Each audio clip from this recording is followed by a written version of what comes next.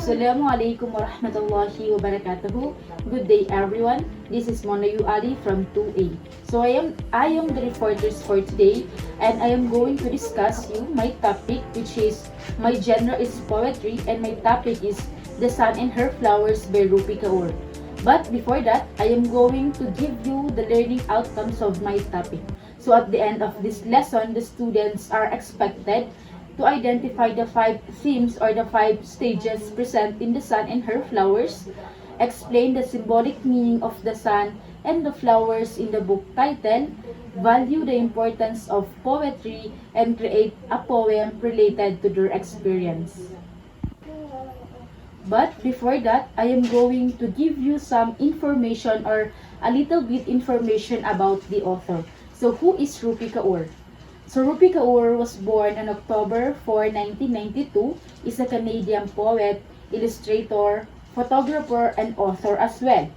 She was born in Punjab, India, but Kaur immigrated to Canada at a young age or at a very young age with her family. So she began performing poetry in 2009 and rose to fame on Instagram, eventually becoming a popular poet through her 3 collection of poetry. So meaning to say, si Kaur is nakatira siya or pinanganak siya sa Punjab, India, but at the very young age is lumipat sila sa Canada with her family. And doon din siya nabigyan ng pagkakataon na ipakita yung talent niya, which is meron siyang 3 collection of poetry na sumikat, and isa doon itong The Sun and Her Flowers. So next, I am going to discuss you my genre. So my genre is poetry. So what is poetry? So when we say poetry, it is a type of literature that uses language to create ideas, evoke emotions, and convey meaning. It often uses rhythm, rhyme, and imagery. So meaning to say, kapag gumawa tayo ng poetry is that ginagamitan natin siya ng figurative language like simile, metaphor, and etc. To create an ideas and to evoke our emotion as well as we can able to convey the meaning. And then when we say poetry, dito na nagagamit yung mga rhythm, rhyme, and imagery. So diba, malalaman natin na poetry yung isang tula, or malalaman natin na it is a poetry because meron ditong rhyme, rhythm, and imagery na ginagamit.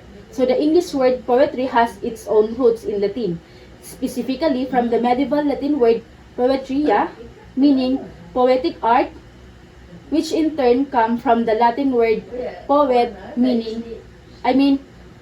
it comes from the Latin word poeta, meaning poet. So poetry can be unique with the use of the following. First, rhythm and rhyme. So poetry often uses patterns of sound like a beat in a song. So for example, ng poetry is yung mga songs na ginagawa, di ba? Meron siyang rhythm and meron siyang rhyme at the end of the lines or have a regular rhythm. So the next one, para mas maging unique yung poetry is that ginagamitan nila ng figurative language. As far as I know, is nabanggit ko na siya kanina, poets or the authors uses metaphor, simile, and other creative language to make their writing more vivid and interesting. So, di ba, kapag yung mga words or salita na ginamit natin sa isang tula is mas nagiging interesting tayo na basahin yun kasi napaka-deep ng mga words but the meaning is napaka-ganda tingnan. The next one is the structure. So, poems can have different shape and structures like sonnet, haiku, or free verse. So, ito yung mga ginagamit ng mga poet or mga authors na mga structure sa paggawa ng tula. They are going to use the sonnets, which is yung 14 lines, if I'm not mistaken, or the haiku, yung 575 lines or free verse. So when we say free verse, as long as meron kang ginawang tula, kahit hindi siya, wala siyang lines, as long as meron siyang rhythm and rhyme, is maaaring paging poetry pa rin yun. And then the last one is they use an emotion and imagery. So poems often express strong emotions and create pictures in your mind with words. So if you're going to read some poetry, may imagine mo kung ano yung nangyayari doon mismo sa tula na yun. So, mas nagiging interesting tayo na basahin yun at mas nakaka-relate tayo if ever we want to read some poetry na ginagawa ng mga poet or ng mga authors. So, the next is that Why the Sun and Her Flowers by Rupi Kaur categorized in poetry. So, it is categorized as poetry because it uses figurative language, imagery and rhythm to express emotions and experience in a unique and evocative way. So, nasabi ko kanina, or nabanggit ko kanina, yung mga kung paano mas nagiging unique yung poetry.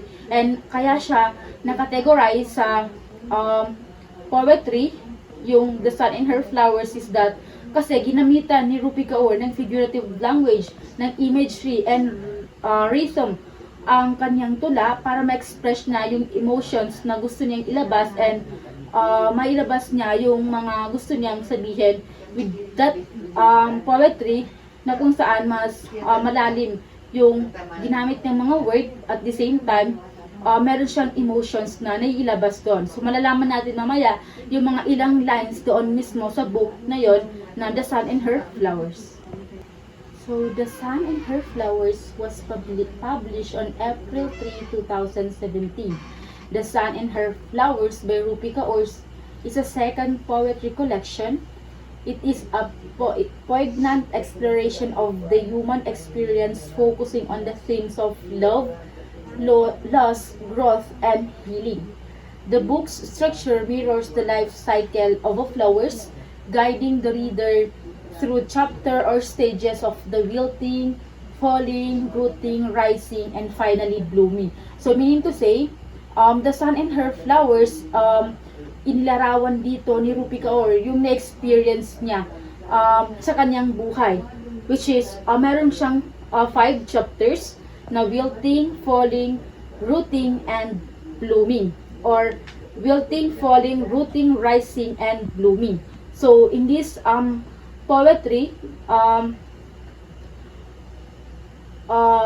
it structured the mirrors of the life cycle of a flower.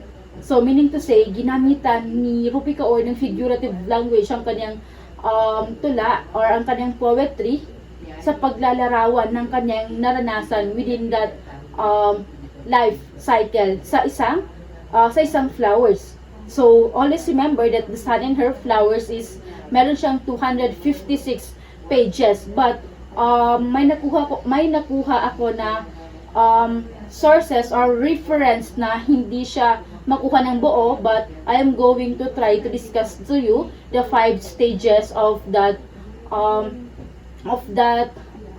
the 5 stages of that The Sun and Her Flowers, and I am going to give you some lines na meron doon sa 5 stages na yon para mas maintindihan natin or malaman natin kung ano ba yung meron doon sa mga stages ng flowers na yon na inilarawan ni Rupi Kaur.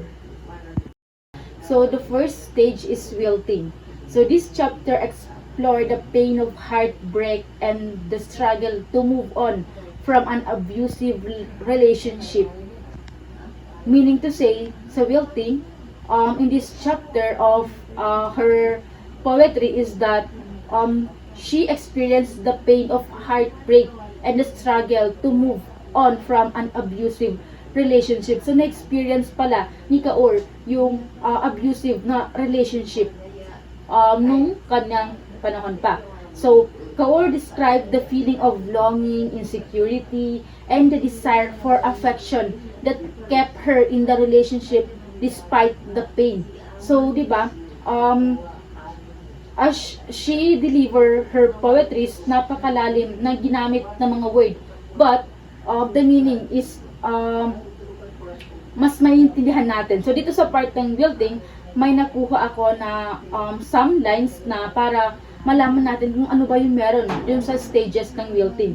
So, first is that I live for the first second in the morning when I am still half conscious. I hear the hummingbirds outside flirting with the flowers. The first morning without you. So, di ba? As you can see, the words is napakalalim but the meaning is napaka-painful.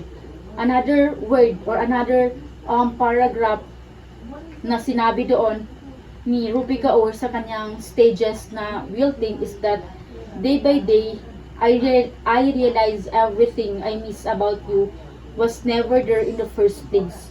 The person I fell in love with was a mirage. So as you can see, na sa bawat linya ng kanyang tula is naramdaman niya sa stages ng wilting, yung pain na sa kanyang naging relationship in that day. So the next stage is falling. This chapter delves deeper into the causes of Kaur's emotional pain. She explores her feelings of emptiness, depression, and anxiety stemming from childhood sexual abuse and negative body image. So, sa stages ng wilting na experience ni Kaur, yung hindi magandang relationship. And then, sa next stages is falling. Dito na-experience or na-explore ni Kaur yung feelings ng emptiness, depression, and anxiety as well. Since bata pa siya and na-experience din niya na masabihan about the negative body image. So, there are some lines na nakuha ko din sa aking reference. So, the first one is, you are waiting for someone who is not coming back, meaning you are living your life hoping that someone will realize that they can't live theirs without you. As you can see, diba, napaka-deep nung kanyang mga words.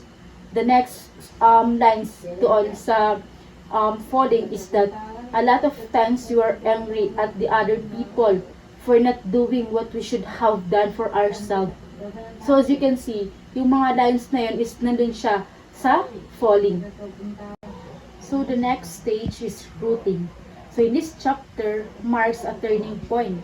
Kaur begins to find strength in her roots, her Indian heritage and family. She embraced her cultural background and find a sense of belonging. So diba, na-experience niya yung wilting, na-experience niya yung falling. At the same time, sa part ng flowers, dito na nagkakaroon ng rooting, which is nagkakaroon na ng rooting sa kanyang life. So, in this chapter, Kaur begins to find the strength in her roots, which is ang pagiging Indian heritage niya and her family. So, she embraces her cultural background and finds a sense of belonging. So, diba, at the very young age, si Kaur is hindi niya masyadong nang-enjoy yung kanyang life sa India kasi lumipat nga sila sa Canada rather. So, at by that time, habang lumalaki na siya, doon niya na-realize na kailangan niyang i-embrace yung kanyang cultural background and find a sense of belonging. So, there are some lines din na nakuha ko. For example, is that yung lines na meron doon sa stages ng rooting is, I notice everything I do not have and decide it is beautiful. So, di ba, as I can say kanina, habang nasa stage na siya ng rooting is that nagkakaroon na siya ng idea about sa kanyang cultural background. And nalaman niya na maganda pala na alamin kung ano yung pinagmulan niya. And then, another lines doon sa rooting is that I am learning to love the silence of my own company. So another lines in rooting is that you do not just wake up and become the butterfly. So meaning to say, growth is a process. So diba, as you can see, she used a deep words but the meaning is very meaningful. So ganun yung kanyang experience in the rooting. So the next stage is rising. So this chapter celebrates the power of love and self-acceptance. Kaur described falling in love with a new partner and experiencing healthy intimacy for the first time. She learns to love and appreciate herself, recognizing her own growth. So, di ba, first is wilting, nalalanta yung kanyang flowers, which is doon niya na-experience yung pain. At the same time, na-fall siya which is doon siya na-depressed, nagkaroon ng mental health problem. And then, rooting, unti-unti na siyang nakaka-move on, unti-unti na siyang hinahanap, or unti-unti na nang hinahanap yung sarili niya. And then now, she is in the stage of rising, which is, she fell in love with a new partner and experiencing healthy intimacy for the first time. So there are some lines na nakuha ko in that to my reference rather. So first is, wish pure love and soft peace upon the ones who've been unkind to you, and keep moving forward. This will free you both. And then the next line is that you have so much but are always hungry for more. Stop looking up at everything you don't have and look around at everything you do, where the satisfaction lives. So, meaning to say, nauuha tayo sa mass attention. But, when we stop looking up at everything you don't have, and we look around at everything you do, where the satisfaction live, is mas mamumuhay tayo ng payapa at maganda. So, dito na nagsisimula si Kaur na magkaroon ng magandang life, nagkakaroon ng development sa kanyang buhay, at the same time mas lalo na niyang nakakalimutan yung mga pain and experience niya na hindi maganda.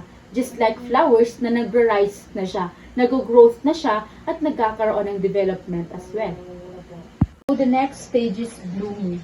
This final chapter is a celebration of growth and resilience. Kaur has bloomed into a stronger, more empowered version of herself. She encouraged readers to embrace their own journeys and find beauty in the process of blooming. So, diba, sa flowers, if we can relate it to the life of the person, first is wilting, which is, diba, yung flowers na lalanta. As a person, yung tao is nakakaramdam ng pain. At the same time, after that, they experience falling. And then, nagkakaroon na tayo ng rooting. Unti-unti na tayong gumagawa ng way para mas magiging okay tayo. At the same time, doon na nagkakaroon ng rising. At now, dito na tayo sa stage ng blooming, which is, dito na nagkaroon si Kaur ng celebration of growth and resilience. Kaur has blossomed into a stronger, more empowered version of herself. At the same time, ginawa niya itong ginawa niya ang the sun in her flowers para ma-encourage ang kanyang readers to embrace their own journey and find beauty in the process of blooming. So some lines in the stages of blooming is that I will no longer compare my path to others. I refuse to do a disservice to my life. Diba? Another line is that you are unstoppable once you realize you don't need anyone but yourself. As you can see naman, nasa bawat lines sa kanyang 5 stages ng flowers is nagkakaroon tayo ng mga learnings. Kasi nga, kahit napaka-deep ng kanyang ginamit ng mga words, or kahit ginamitan niya ito ng mga figurative language, but the meaning is so very powerful. Yung meaning ng bawat linya na nandoon sa tula niya is napakalaking tulong sa atin na magkaroon tayo ng lakas para bumangon even though we are experiencing an abusive or a depression and anxiety within ourselves. So in the book title, The Sun and Her Flowers, the sun in the title represents warmth, life, and growth. It's like the energy that helps flower thrive. And the flowers stand for the journey of life, going through the different stages like wilting, falling, rooting, rising, and finally blooming. Just like the person na nakaka-experience ng wilting, falling, at the same time, unti-unti na siyang nagkakaroon ng way kung ano yung dapat niyang gawin. And then you're going to rise at the same time, you're going to bloom in the right time. So the title means that just like the flowers, it needs the sun to grow. We need strength and support to heal and become our best self, or to become a better self, or a better version of ourselves. The theme in the sun and her flowers is that the importance of self-acceptance, self-compassion, and finding the strength within oneself. But for me, if I am going to have a theme in the topic that I've discussed, it is that know your worth and be the best version of yourself. So, as I've discussed kanina, nasabi ko na merong three na sikat na ginawa si Rupi Kaur, and isa doon is The Sun and Her Flowers. So, the three most known poetry collection of Rupi Kaur is, first is The Milk and Honey, and then the next one is The Sun and Her Flowers, and then the third is The Home Body. So that is the three most known poetry collection of Rupi Kaur.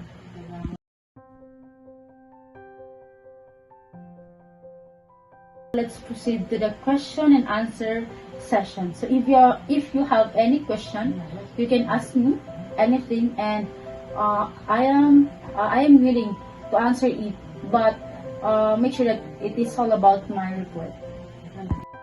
So I think that's all about my report.